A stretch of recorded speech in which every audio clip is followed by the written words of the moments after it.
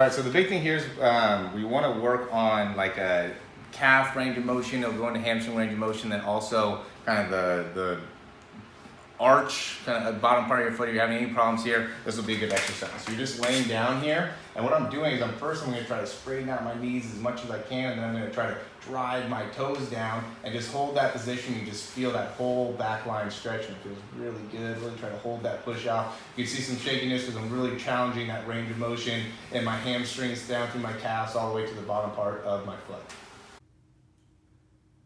All right, guys, so this is going to be a good exercise for your hip. So what I'm going to do is I'm just going to take my right leg, bring it up and over my knee, and then I'm just going to sit back here. And then as I sit back, I can just do like the traditional one where you kind of pull on this thigh.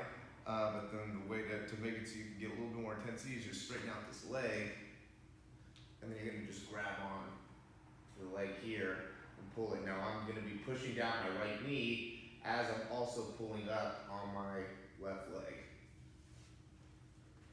All right, so this is a great hamstring stretch. What I'm doing here is, you can see this back or this down leg. I'm straightening that out. I want to make sure not to bend forward here with that spine. I want to stay nice and upright within the spine, and then I'm just going to drive this leg down, and I could actually kind of more point this toe rather than drive the toe towards me, but driving the toe towards me gets a little bit more of a stretch, so you can go a little bit of both, just going here to take some of the pressure off the nerves. You don't want to hold this, you don't want to hold the toe too long. You want to be able to relax a little bit, but just make sure you're keeping this bottom leg straight, keeping that spine tall, and really working that hamstring. And this is great for the front side mechanics, and having plenty of range of motion through the front side when you're sprinting.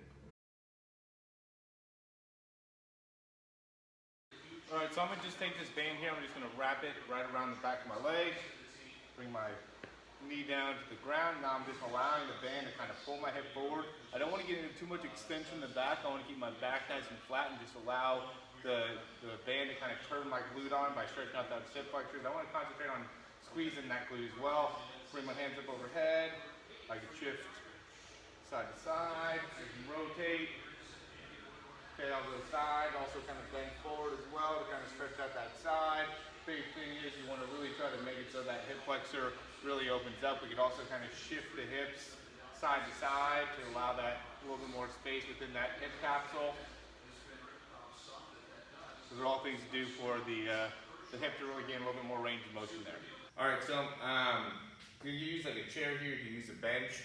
What I'm going to do is really stretch my outside hip, so I'm going to bring my outside leg up onto the bench here, and I'm going to hop away, and then what I'm trying to do the best that I can is I'm trying to straighten out that leg that's going and is up against the bench. I'm really feeling that on the outside part of my hip here.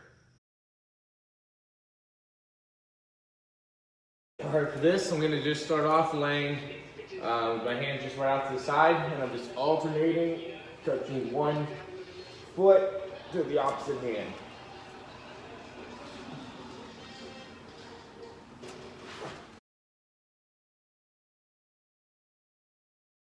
All right, so what I'm doing here is I'm just going to go and put my fingers in between each one of my toes here. Okay, and then from this position, I'm just going to go and I'm just going to move my foot all the way around. I'm just kind of locking it into place there at the ankle.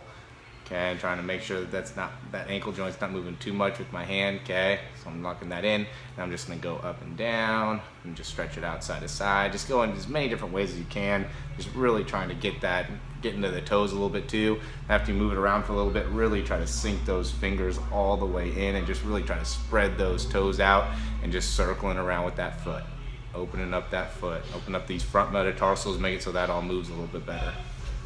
All right, so here I'm going to start with the band. Just a nice little band. First, I'm going to just go here, start with my foot kind of facing in. Just going to go and turn it right out to the side. Then I'm going to go to even more of an extended position of the ankle. Do the same thing. And then obviously we could do that the other way as well. So now we're here, pulling out to the outside, coming in.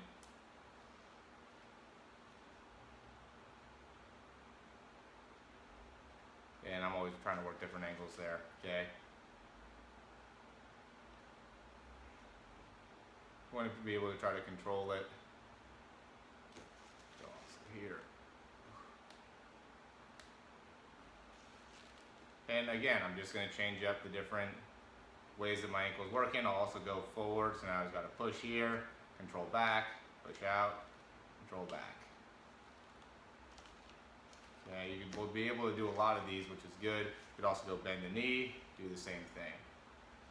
Okay, work on getting that plenty of range of motion. I'd also work on the speed of that, so try to do that fast.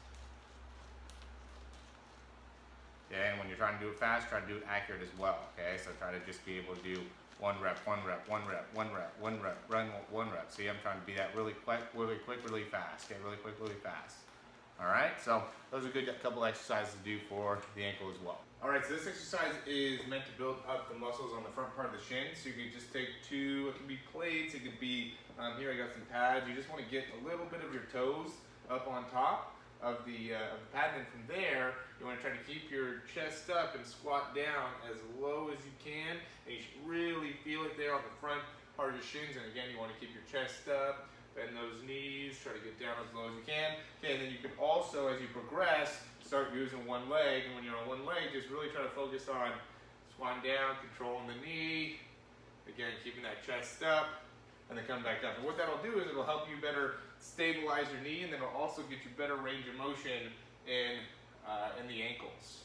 All right, so this is an exercise to make it so you can get more overall toe range of motion. So you just go and you just really stretch out your foot, really get that toe to come over. If you want to lean up against a wall, you can to do the stretch. But really the big thing is just allowing yourself to really stretch out the toe. You can just go and rock in, rock out, and get more range of motion there. And we also do this overhead too. So go with your arms up overhead also. I actually think the overhead one might be better.